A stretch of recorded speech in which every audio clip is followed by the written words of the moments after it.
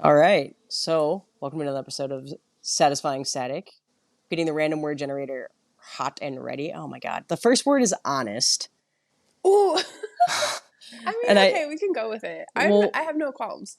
we'll roll with on Also, I'll go ahead. I would like to keep us honest and stick to the first word, Yes, that. not jump through like three of them Oh because we were god. like, that's only going to happen in the first episode, and it happens every time. Yeah. Okay, Well, so so you can start with the honest word. well, that was the first thing that jumped in my head. Was keeping us honest. Oh boy. Yeah, kind of. Um, but honest is an interesting one. I don't know. I mean, I feel like this can go probably a little deep, but doesn't have to if we're not like comfy going there today.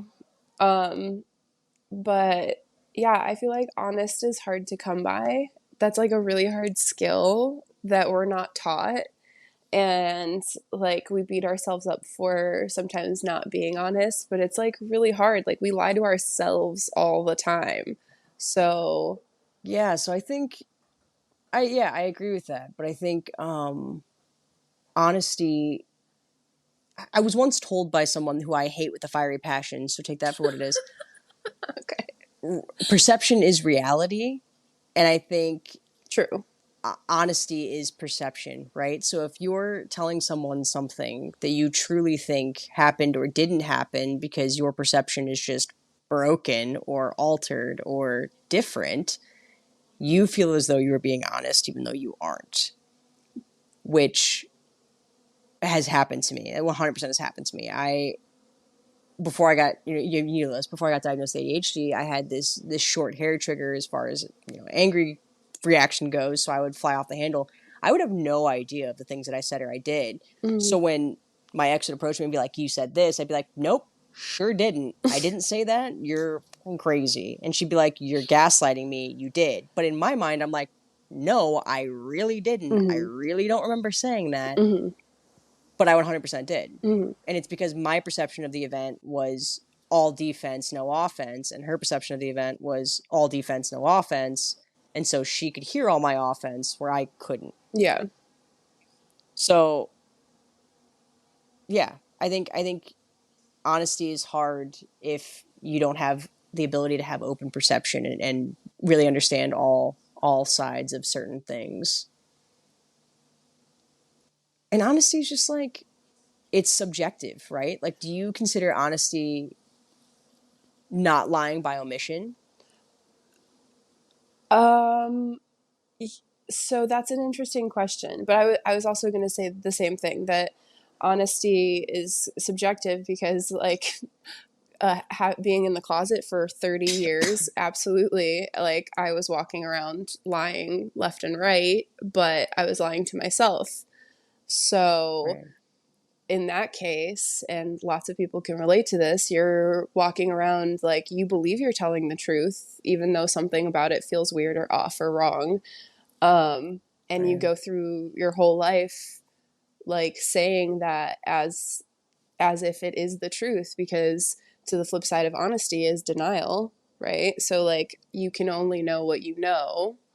And that's where the subjectivity comes in, right? Because like you can only know what you know, and if you have told yourself that you are this thing or you are one thing or you're not fully present when you're reacting at someone, then when you finally do have the chance to like sit down and review that, yeah, that's not going to feel right because you can't Now, like see that. so I struggle with, I feel the need to be over honest all the time because of my inability to do so in those situations. I like overcompensate, to be honest, like overly, I share everything with Olivia. I'm like, I'm texting this person right now. And she's like, "Why are you telling me this?" I'm like, you need to know. Like, you have to know. For but me, it's but selfish. that's like a PTSD response from like being gaslighted though. Well, but so Cuz that's my question is like, yeah. where do we draw the line where lying by omission is a thing, right? So like, Oh, I don't outright tell everybody that I meet mhm. that I was married and am now Right. divorced, right? I'm divorced. I am technically a divorcee, Right. but if I don't tell you that immediately, am I lying by omission because I'm not telling you? Am I being dishonest? Or is that just me not sharing something? And where do we draw that line? Yeah, thank you. That's what I wanted to say, because I forget things.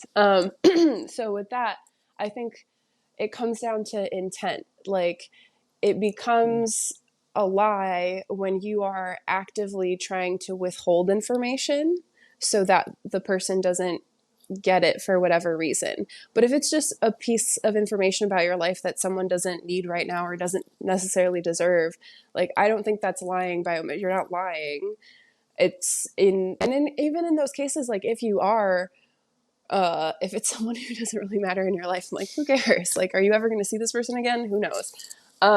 So in those cases, I kind of say whatever. But like, I think it really comes down to intent. So if you're trying to like hurt someone by withholding information, that's where it becomes a problem. But if you're withholding information for reasons that won't harm anyone, that conversation then goes to white lies, right?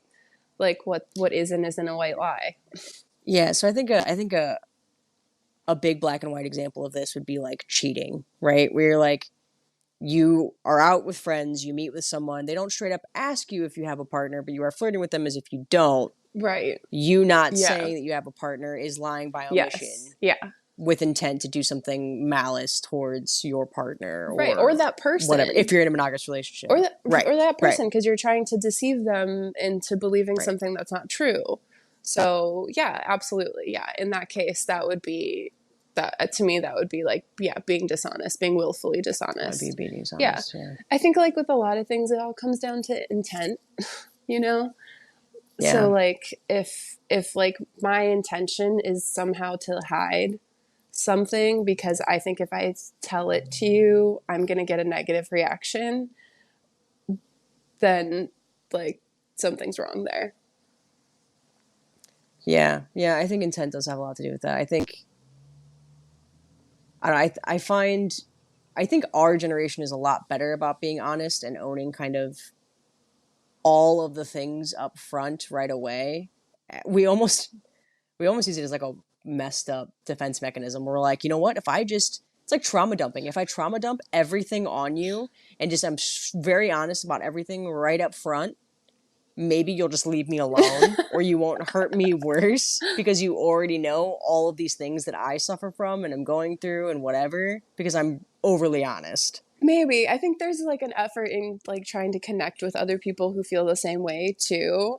But I'd love to know what people listening think, because like I think part of this is also social media. Like growing up with social media, you're used to like you can't really keep stuff secret.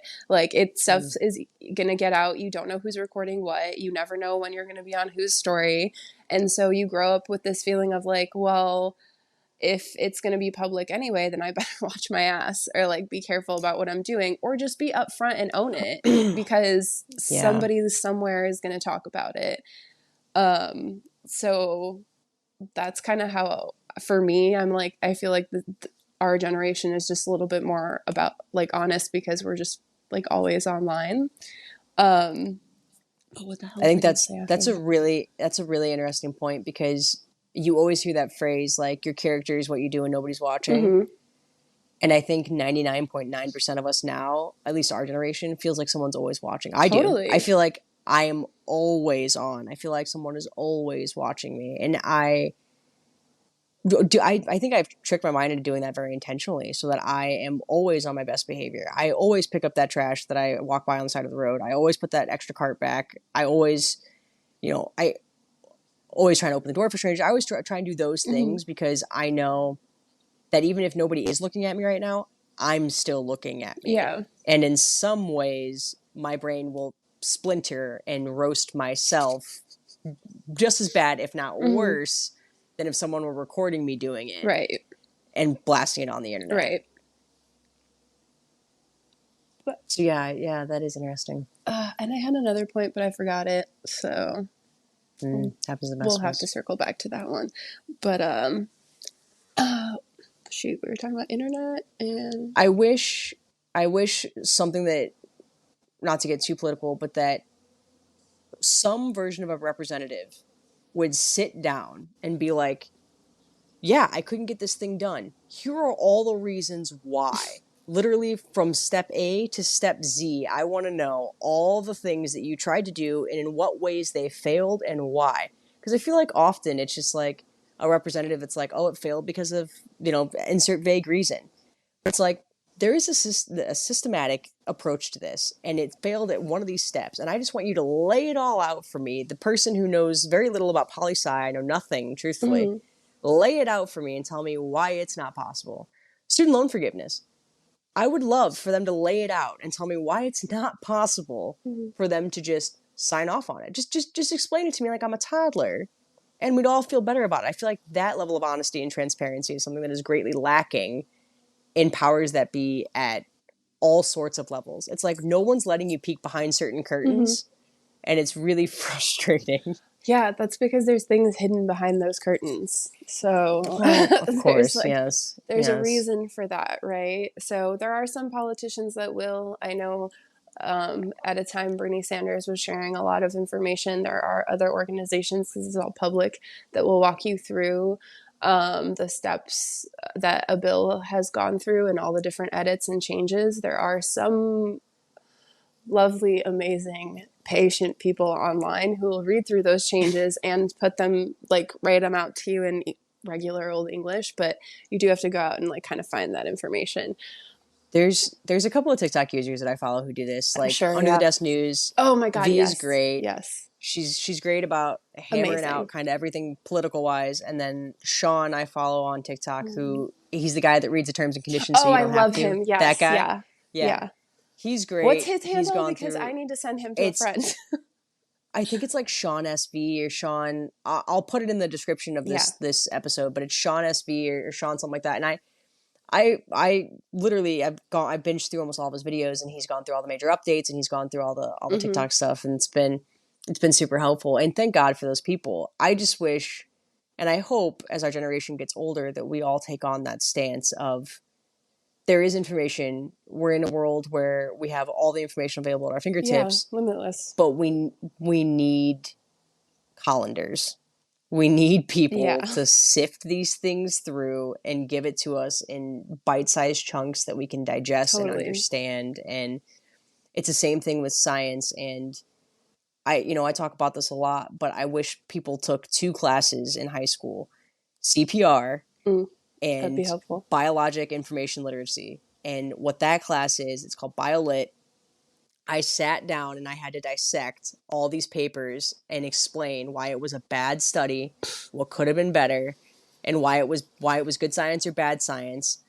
And genuinely now, because of that one class, one semester class, I can look at any research article for anything that's been posted in the last however hundreds of years and go, well, they only used 20 people. Right, It's a terrible study. right, Like, I can immediately decide that's a terrible study. People don't have that same knowledge base. And so they go out and they read these one off studies and they're like, right. oh my God, this study shows. But yeah, but that was It was a five retroactive people like study. 20 years Yeah, ago. Yeah, it was a retroactive study yeah. with 10 people who were all white 40-year-old males. That's not descriptive. Right, That's not representative. That's not it's terrible. right. So I just wish that there was better ways for us to get information in ways that make sense without the concern of dishonesty and misinformation and spinning things to be awful that way.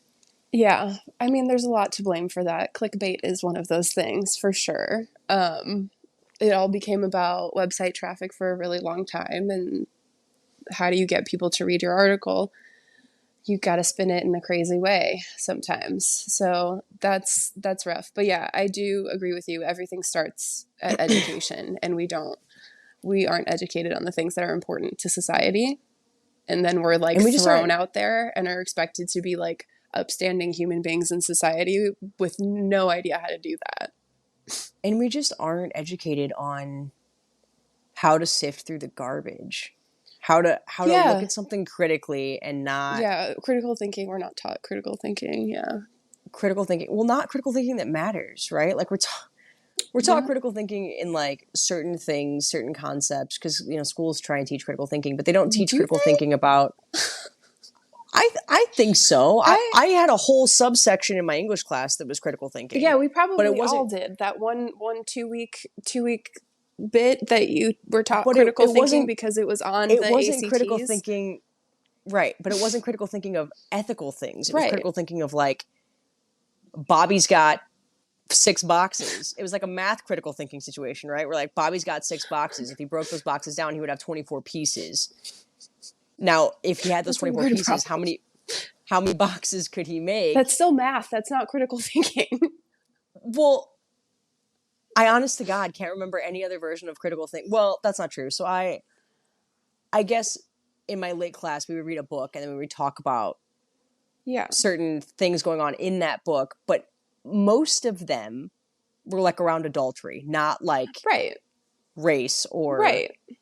science Right. or any of that stuff. Yeah. So we weren't taught really good moral critical thinking or We're ethical critical thinking. the reason I challenge you is because all schools say that they call a lot of things critical thinking, and we are not taught critical thinking in school. Yeah, now that I'm saying out loud what I thought was critical thinking, I feel like Like, I was not taught we're critical not. thinking. The only thing that is close to maybe a step towards critical thinking is there's like a sliver of a section in the English like part of the test of the SATs or the ACTs, and so you are taught through your test prep to be able to handle that section. That is about all that we get. And that, oh, it's also in the science section. It's basically where you have to like read a page and then there's all those questions asking you about like what you just read, Mm-hmm. that are like, oh, okay, so Mm-hmm. this person and this person are working on this. Like, what does that mean for the rest of society? And you're like, wait, what? I didn't read that Yeah, in here. Like that information wasn't in this. So it causes, being able to infer yeah. things is critical thinking, right? Okay.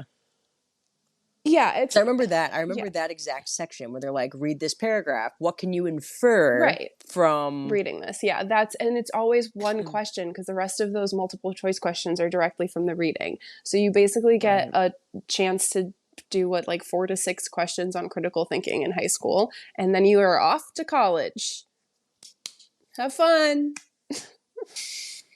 Or I wherever, because think, lots of people don't even go to college anymore. So, well, it's almost the reverse though, right? Because so many people feel the need to go to college because so many jobs require college entry that they did, I yeah. feel like a lot of public schools have kind of had to punt things down the road, Mhm. whether that be poor funding or whatever, to be like, well, they'll get that in college, Oh, and then yeah. kind of because it's almost an expectation you go to college now. I wonder if it is still. I feel like that's shifting. I feel like less, In the last 5 years, I think it has shifted a ton. yeah. But I mean, it was definitely an expectation for when I finished high school. I didn't know what to do besides you go to college and then you College, finish college yeah. and then you figure it out from there. But So being outside the city, being in more rural Midwest, I had a lot of people who went to trades, right? Welders, oh, electricians, yeah. HVAC, that kind of Oh, me stuff, and they were too. Me making too. good money. Yeah. But my dad's a mechanic and my uncle is a plumber, and I've seen what it's done to their bodies. Yeah. And I've seen how disastrous that is and how terrified they were for retirement. And how my dad, if he wouldn't have Yeah. gotten really lucky on stocks at the beginning of the pandemic, he happened to invest in a UV company right before the pandemic took off. Okay. So he was able to buy a new truck and retire. Well, good for him. Right. He might not have been able to. Right. And I don't know that he ever really would have. And my uncle, he retired, but now he's just doing a bunch of odds and ends jobs outside of his union Mm-hmm. anyway. And it's like, yes, these trades do so well and you don't need to go to direct college or whatever, but it's like you sacrifice your body. Totally. That's kind of the gist, right? So like even my good friend and her husband taught himself programming. He already was an excellent programmer. Couldn't get anybody to look at him, couldn't get anybody to hire him because he didn't have a fucking piece of paper. And so he did all these things. Mm-hmm.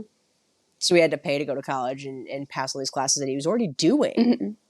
just to have the paper, to get through the gate, to go, whatever, to do a thing that didn't trash his body. Mm-hmm. And it's like, so I knew of other options, but I also didn't think my body was going to tolerate other options. I mean, that's fair. Yeah, I don't know. I mean, it's all a broken system. So it all comes down to honesty, right? We don't know what's going on behind those curtains. And so that's screwing everyone over. Those curtains, those goddamn Those curtains. damn You could curtains. almost call them. You could almost call them iron curtains. Ha ha ha. See what I did there? What a good old Soviet era joke in today's Oh, what society. a perfect timing for that one. You're welcome for that. Anyway, the world's on fire. Everything's falling to shit. Have a good day, everyone. Yeah, I mean this is a good end to the honest word episode for sure. I think the moral of this story is that we should all strive to be a bit more honest with ourselves and the world around us, and just push others to be better humans, and realize that honesty is not a weakness. It is a strength, and it is a box in which you should stand on and prop yourself up on and not be afraid of. Yeah, it's like a really, really difficult skill. And if you're someone who's mastered it, that's beautiful. But I like your point about, like, who are you when no one's watching? I feel like that's the moral of today. Yeah, yeah. Always treat yourself like you're watching, because it's true. At the end of the day, you don't have to live with 1,000 strangers that are around you. You have to live with Yeah. yourself and the things that you think of when you lay down to go to sleep, and that's what will ruin you or make you feel really good about things. Nothing feels better than when you come home from a hard day and you know you did the right things that day, Or you did the and not best you could. Because that's right, all and we can do. nothing feels worse than when you come home after you've done some really scummy things. And you're like, yeah, that felt not great. I'm going to live on that conversation or that interaction for the next 5 years minimum. Yeah. I try not to hold on to things, It's, but it's terrible. Well, that's a nice, healthy attachment style there, Maggie. Kristine does not have that. I live in what did I do wrong? it took years. It's taking years of therapy. It took me a really long time to get here. So I'm not going to like blow it off like it's easy, because I absolutely was always in the like, what have I done wrong camp.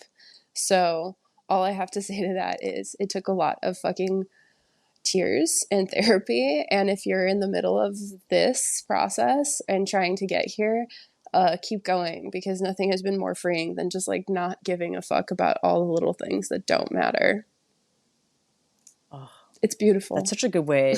Such a good way to end the episode. Yeah, I feel like guys, this has been an uplifting one.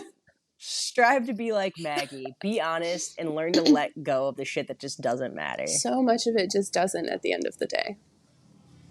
It doesn't. So, Okay. anyway, Until next time. hope this was a good one, guys.